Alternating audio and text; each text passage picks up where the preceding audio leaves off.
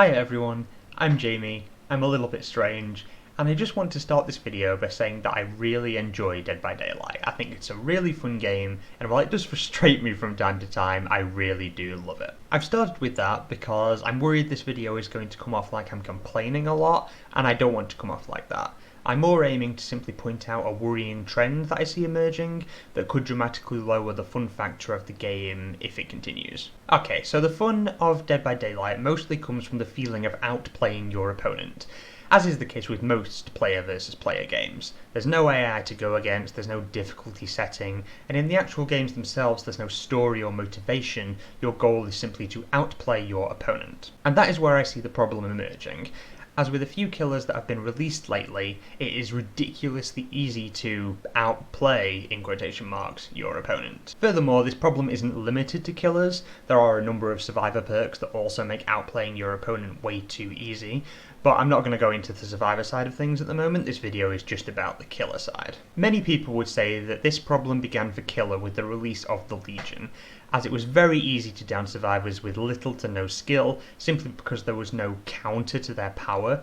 However, the Legion got a pretty rapid rework, and now their power has tons of counterplay, so I would argue that the Legion was simply a mistake and not where the problem began. I would state that this problem began for killers with the Freddy rework, when the Nightmare was changed to make his power stronger, as old Freddy was a very weak killer. Freddy was changed so he now has the power to teleport to generators and also place dream snares which slow survivors if they step onto them. It is the dream snares which I believe were the start of this worrying trend of there being no difficulty in outplaying your opponent as killer. Think of it like this: if a survivor runs to a loop and begins to try to loop the Freddy, now a Trapper or Oni, for example, would have to either mind game the survivor to catch them, use their power in a strategic manner, or run around it until the survivor is forced to drop the pallet, all of which give the survivor a great amount of counterplay and ways to evade the killer, as well as the killer having the tools possible to catch the survivor if they play well, giving both sides the satisfaction of having outplayed the other side if they manage to win the chase. However, all the Freddy would have to do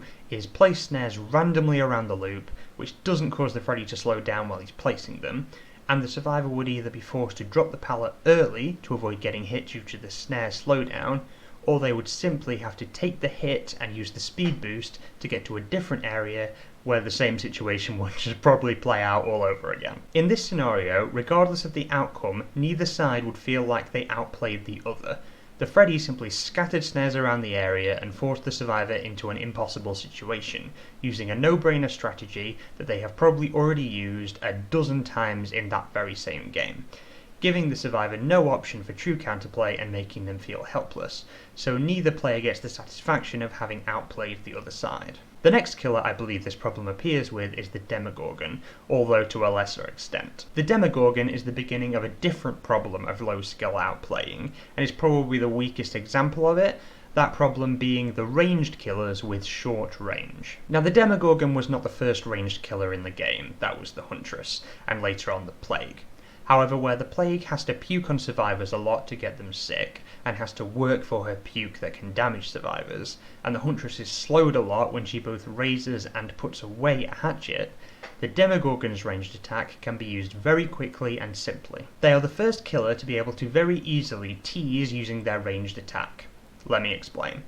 If a survivor is running towards a pallet or a safe area, all the Demogorgon has to do is charge their shred attack, which is their ranged attack, which makes the Demogorgon raise their claws, roar, and telegraph that the shred attack is being charged, at which point the survivor will more than likely begin to run side to side in an attempt to juke or dodge the incoming shred. The Demogorgon then uses the zigzag run of the survivor to catch up, cancel the shred, and simply basic attack the survivor as they are now unable to make it to the safe area they were attempting to get to because they lost us so much distance by running from side to side. While the Huntress is capable of this tactic as well, the Huntress has much more of a cooldown when lowering her hatchet before she can use her basic attack, meaning that the survivor has to already be in a bad position and has to be strategically zoned by the hatchet to get the hit, giving the killer the feeling of outplaying the survivor, whereas in the situation with the Demogorgon, they don't feel as accomplished as the outplay was simple and relies on the survivor mistakes. However, there is counterplay here for the survivor. If the survivor keeps running straight for the place they were aiming to get to and ignores the roaring puppy behind them, they will most likely still get to the place they were aiming to get.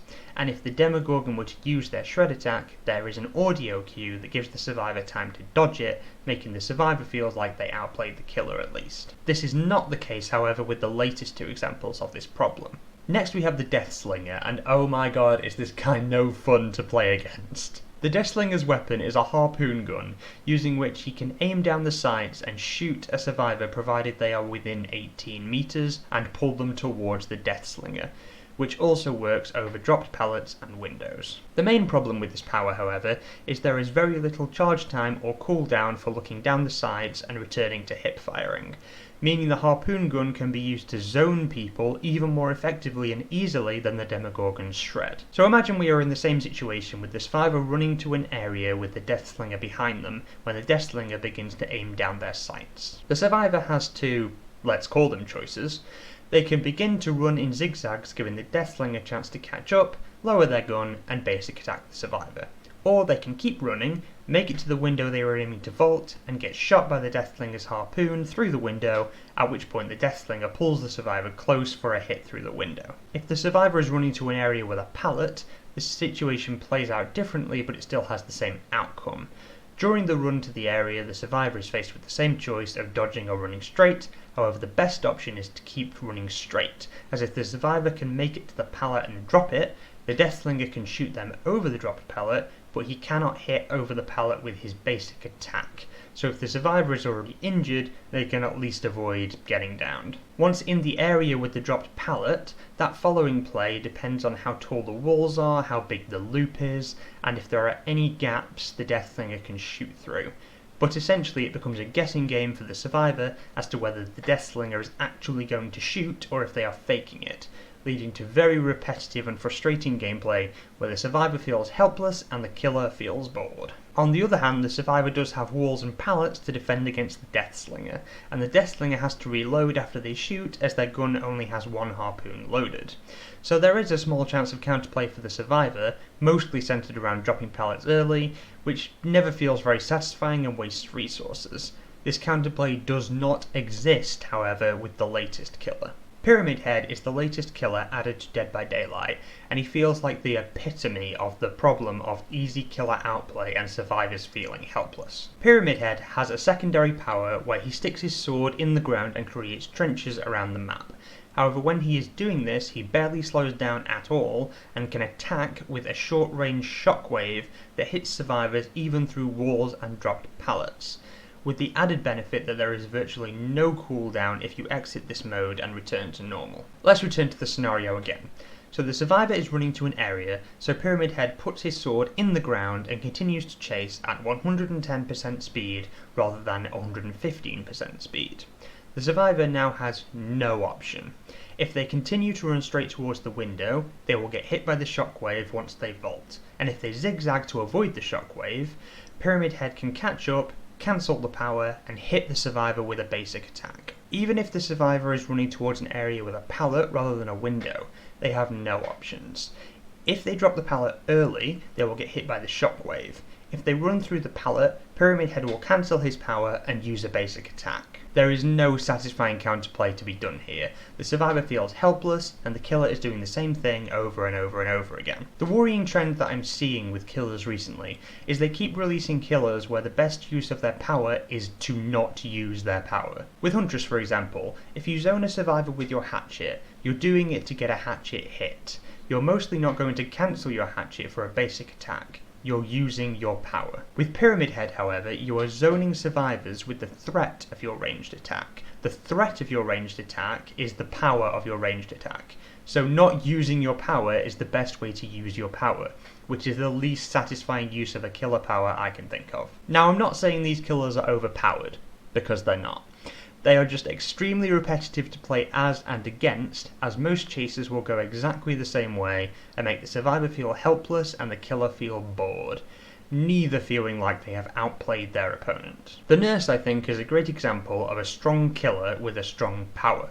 She is much stronger than the killers I've mentioned here, however she has counterplay, and she is incredibly difficult to master. From the Freddy rework up until Pyramid Head, with the exception of Oni, Behaviour keeps releasing killers that are super easy to play well, but super unsatisfying to play well and incredibly unfun to play against. I rarely play Survivor, but when I do, and I see I'm against a Freddy, Deathslinger or Pyramid Head, I just feel deflated because I know there is very little I'm going to be able to do, and it's mostly just going to be down to guessing and luck in most cases, which is not how you want to feel in a game where most of the satisfaction comes from outplaying your opponent. So those are my thoughts on a worrying trend I've noticed in Dead by Daylight recently. If you agree or disagree, leave your thoughts in the comments section, and like the video if you enjoyed it. It really helps my self-esteem, not gonna lie.